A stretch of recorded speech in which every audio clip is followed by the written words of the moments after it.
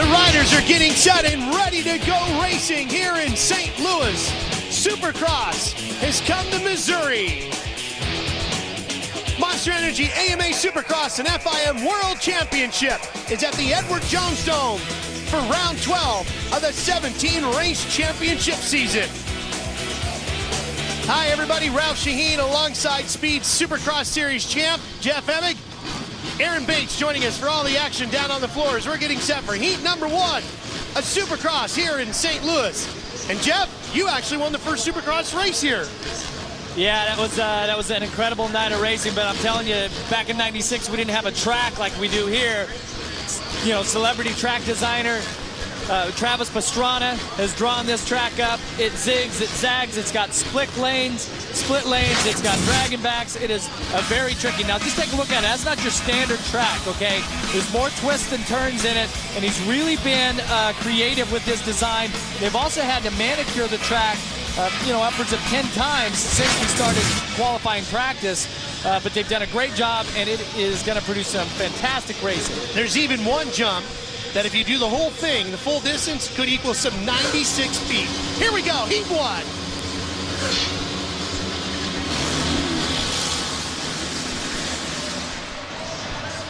Chad Reed tries to beat everybody in the corner, comes up the inside and takes the lead away from Heat Boss.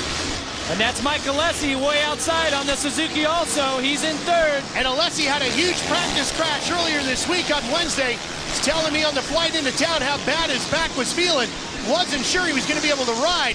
Doing a pretty good job holding down third in the heat race right now, especially when the top 9 will transfer straight to the main out of this heat. Well, and you got to wonder if he took his first look at this Travis Pastrana design track and said, uh-oh, my back's going to be hurting even worse after I leave here tonight. If you had nothing bothering you when you walked in the door, just looking at this track would make you sore. Well, it's not making Chad Reed sore. He has got the whole shot in the heat. He is checking out. This is his teammate, Mike Alessi, 800.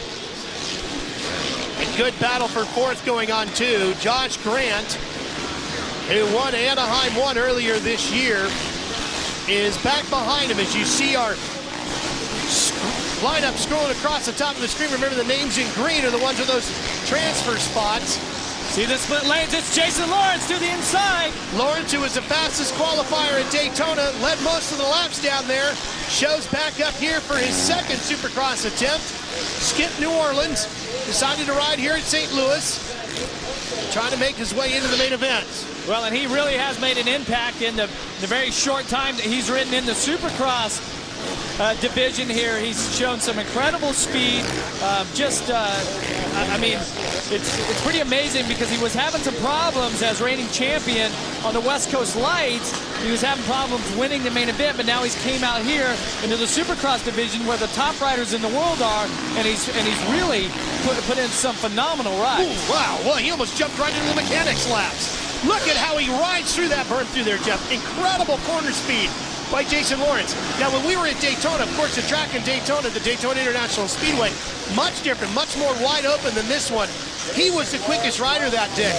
Today, he was 7th quick in practice qualifying. Well, he definitely wasn't as fast compared to the competition as he was there, but I'm telling you, Jason Lawrence rides with a certain freedom that not many riders have, and I think it's very definitive of his personality, yes. And who he is as a person. He just lets it all hang out. He just absolutely goes for it. Now you see the opening round winner, Josh Grant here, 33 on that Toyota Yamaha, trying to pick up on Lawrence's lines here. And he's not going to get showed up by the new kid. You know? No, Lawrence could sense he was back there too. You saw him take a quick look over his shoulder. Lawrence tries to get inside of an Alessi, and he takes the spot away from Mike. That'll put Lawrence right up into third.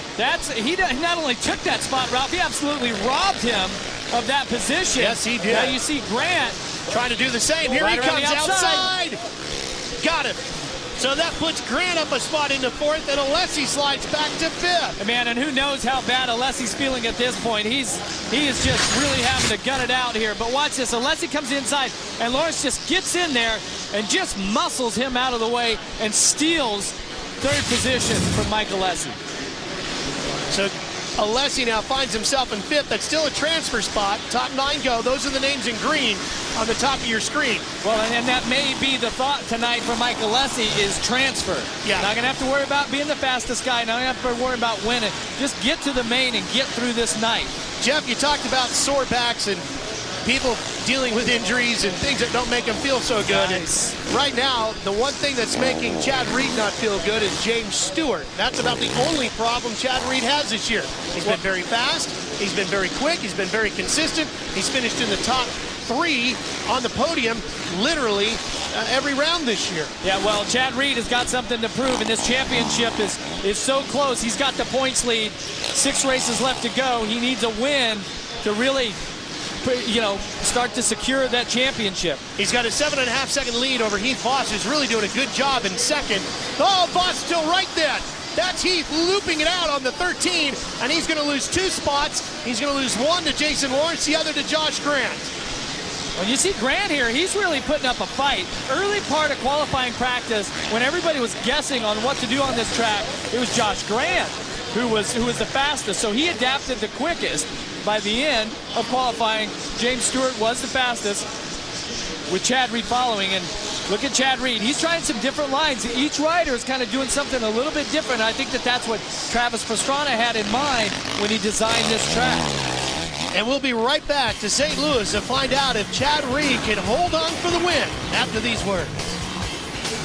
Let's wind down here in heat number 1.